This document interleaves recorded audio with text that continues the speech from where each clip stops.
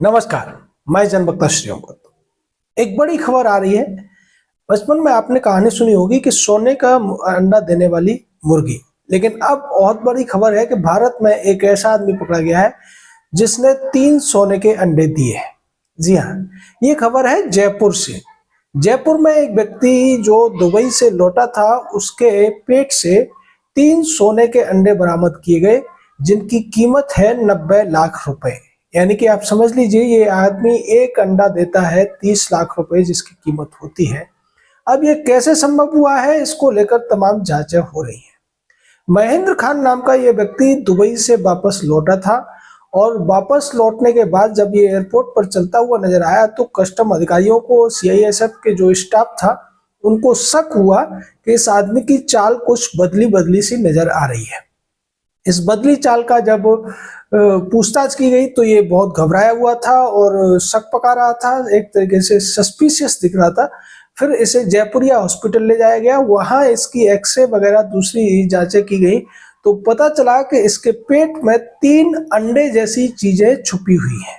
इन अंडों को जब बाहर निकाला गया ऑपरेशन करके, तो इन अंडों के अंदर गोल्ड बार यानी कि सोने का जो 24 कैरेट का शुद्ध सोना होता है, उसके ठोस रूप में वो बरामद हुआ, जिसकी कीमत 90 लाख रुपए थी, क्योंकि ये 1 किलो से ज्यादा था। अब आप ये समझने की कोशिश कीजिए कि अगर ये आदमी ये तीनों अंडे दे देता तो अगर 3 दिन में ये 3 अंडे देता तो समझ लीजिए कि 30 लाख रुपए का ये अंडा दिया होता।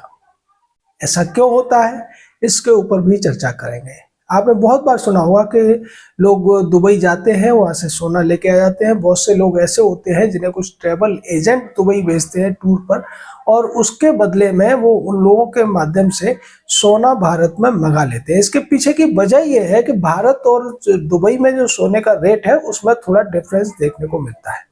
दुबई को कैपिटल ऑफ गोल्ड कहा जाता है, यानी कि दुबई में जितना सोना बिकता है, जितना प्योरिटी के साथ बिकता है, उतना कहीं और जगह नहीं बिकता है। दुबई में कई सारे मॉल है, कई सारी दुकानें, कई बड़े बड़े बाजार है जहां सोने की खरीद फरोख्त बहुत बड़े स्तर पर होती है। खासकर भारत के लोगों का जिस तरीके से सोने के प्रति एक मोह है, उसलिए भी भारत के लोग दुबई जाते हैं, या बहुत से लोग ऐसे हैं जो कुछ लोगों को भेजते हैं और उनके माध्यम से दुबई से सोना मंगाते हैं। बहुत से लोग जो दुबई में नौकरी करते हैं उनसे भी ट्रैवल एजेंट का संपर्क करते हैं और उनसे कहते हैं कि आप सोना ले आइए, क्योंकि जो परमिसिबल अब तक जो लिमिट है वो आदमी के लिए 20 ग्राम है, महिला के लिए 40 ग्राम है और 15 साल से छोटे बच्चे के लिए भी 40 ग्राम है, जिस पर ड्यूटी बहुत कम लगती है। उससे ज़्यादा अगर आप लेकर आते हैं तो फिर आपको कस्टम ड्यूटी 38% तक देनी पड़ सकती है। और अगर इंपोर्ट ड्यूटी की बात की जाए, पहले ये 15% थी, अब जो घटाकर सरकार ने 6% कर दी है, यानी कि 9% की रियायत उसमें दे दी गई है। अगर टोटल ड्यूटी की बात हम करें तो अभी 6% इंपोर्ट ड्यूटी है, 3% उसके ऊपर जीएसटी है, यानी करीब करीब 9% का अंतर है।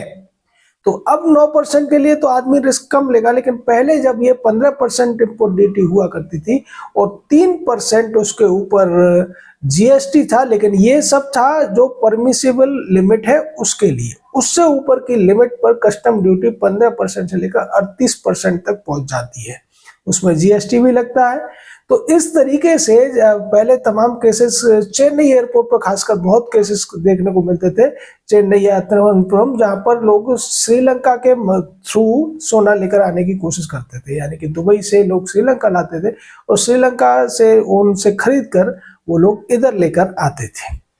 लेकिन अब जब से इंपोर्ट ड्यूटी कम हुई है, तब से ऐसी घटनाओं में कमी आई है। इसके पीछे एक बड़ा जो माफिया रैकेट है वो भी काम करता है, क्योंकि जिन लोगों के मार्फत ये स्मगलिंग कराई जाती है उन लोगों को कुछ कमीशन दिया जाता है, क्योंकि इनके पास ना तो इतने पैसे होते हैं कि इतना भारी मात्रा में सोना खरीद सके, और ना ही इनके पास वो तौर तरीके होते हैं जिससे उस सोने से वो फायदा उठाया जा सके।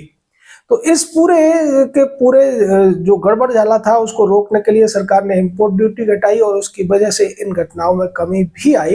लेकिन अभी भी बहुत सारे ऐसे लोग हैं जो हवाला के माध्यम से काली कमाई को सोने में तब्दील करने की कोशिश करते हैं, वो ऐसे लोगों को पकड़ते हैं, जिनमें महेंद्र खान जो पकड़ा गया है, हो सकता है इसने खुद अपने लिए ये सब किया हो, क्योंकि उसने जो जानकारी दी है उसका ये कहना है कि एक पैरा मेडिकल के व्यक्ति के माध्यम से उसने ये अपने पेट के अंदर छुपाया था और उसी की वजह से उसको चलने में परेशानी हो रही थी।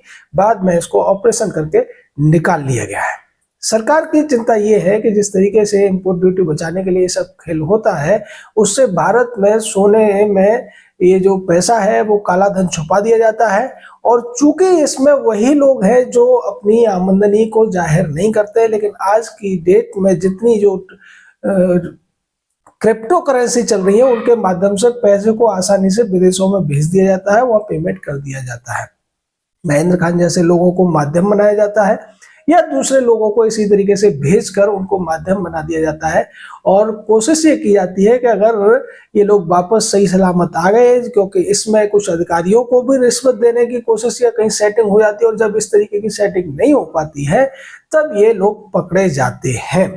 लेकिन अब चूंकि डिफरेंस कम हो गया है, ऐसी घटनाओं में कमी आई है, लेकिन फिर भी ये जो मुर्गी के सोने के अंडे वाली मुर्गी का कहानी हुआ करती थी उसको अब इस सोने के अंडे देने वाले आदमी ने झुटला दिया है और इसका क्या कारण है हमने वो भी आपको बता दिया।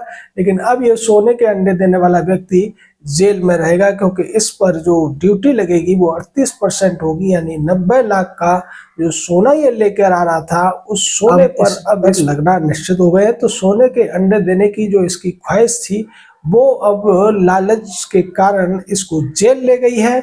और ये कहानी जो सोने के अंडे देने वाली मुर्गी है वो भी लालच से दूर करने के लिए लोगों को या बच्चों को सिखाई जाती थी।